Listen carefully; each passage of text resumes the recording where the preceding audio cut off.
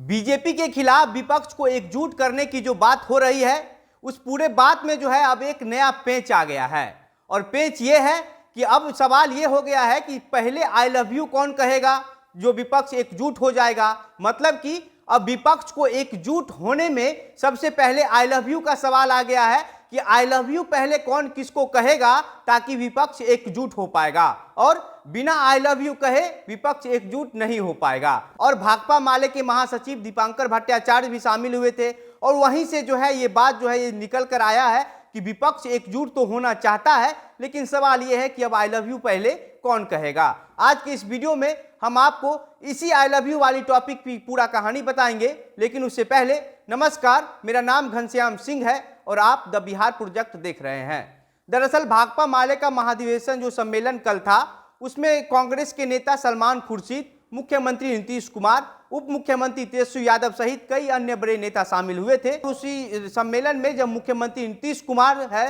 जो सभा को जब संबोधित कर रहे थे, तो नीतीश कुमार कहते हैं कि हमको लगता है कि अब कांग्रेस को भी जो है वो विचार करनी चाहिए कि कांग्रेस क्या चाहती है, क्या कांग्रेस का ऐसा मर्जी है कि नहीं कि विपक्ष एकजुट हो, और अगर विपक्ष को एकजुट होना है तो कांग्रेस को इसके लिए जो है वो फैसला करना पड़ेगा कि कांग्रेस का क्या मन है, कांग्रेस का क्या राय है, और बिना कांग्रेस के जो है वो विपक्ष एकजुट नहीं हो पाएगा। उसके बाद कांग्रेस की तरफ से जब सलमान खुर्शीद सभा को संबोधित करने आते हैं तो सलमान खुर्शीद भी नीतीश कुमार की इन बातों का जवाब है वो इस तरीके से देते हैं जिसमें आई लव यू वाला जो मामला है वो सामने आ जाता है। सलमान खुर्शीद कहते हैं कि नीतीश कुमार जी, आप जो कहते हैं वह हम भी समझ रहे हैं, लेकिन सवाल यही है कि सबसे पहले आई लव यू कौन किसको कहेगा। तो सलमान खुर्शीद कहते हैं कि मुख्यमंत्री जी, आप जो बात कहते हैं वह हम भी समझ रहे हैं, लेकिन सवाल यही है कि सबसे पहले आई लव यू कौन कहेगा। हालांकि हम वकील हैं,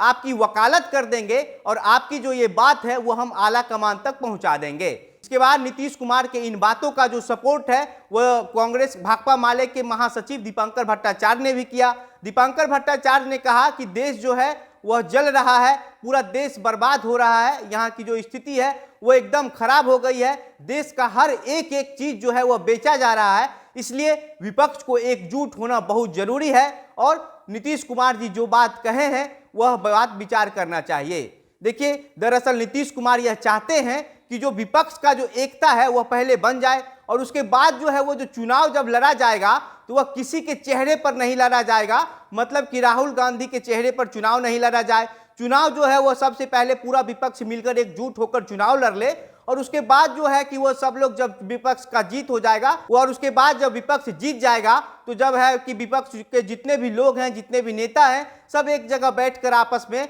और ये डिसाइड कर लेंगे, ये क्लियर कर लेंगे कि जो प्रधानमंत्री है वो कौन बनेगा। लेकिन आप भी जानते हैं कि नीतीश कुमार के इन बातों का कोई फर्क कांग्रेस पर नहीं पड़ेगा, क्योंकि कांग्रेस सिर्फ राहुल गांधी को प्रधानमंत्री बनाने के चक्कर में अपनी पार्टी की तरफ से कई कुर्बानी दे चुका है और इसी वजह से आज कांग्रेस की जो ये स्थिति है वो इतनी खराब भी हो गई है। क्योंकि एक समय था जो आज बीजेपी की स्थिति है, जब बीजेपी पूरे देश में बीजेपी के अपना झंडा लहरा रहा है, तो एक समय था कि कांग्रेस का भी झंडा लहरा रहा था। लेकिन जो अभी कांग्रेस की स्थिति है वो सिर्फ और सिर्फ राहुल गांधी को प्रधानमंत्री बनाने की है। लेकिन विपक्षी एकता को एकजुट करने के लिए जो नीतीश कुमार चाहते हैं कि किसी के चेहरे पर चुनाव नहीं लड़ा जाएगा, सब पूरा विपक्ष एकजुट होकर चुनाव लड़ेगा और उसके बाद जो है जब चुनाव जीतने के बाद जब चुनाव की रिजल्ट आ जाएगी तो ये घोषणा कर लिया जाएगा आपस में बैठकर कि प्रधानमंत्री कौन बनेगा। बाकी आपको ये भी बता दे कि मुख्यमंत्री नीतीश कुमार पिछले साल भी सोनिया गांधी से मुलाकात करने दिल्ली गए थे,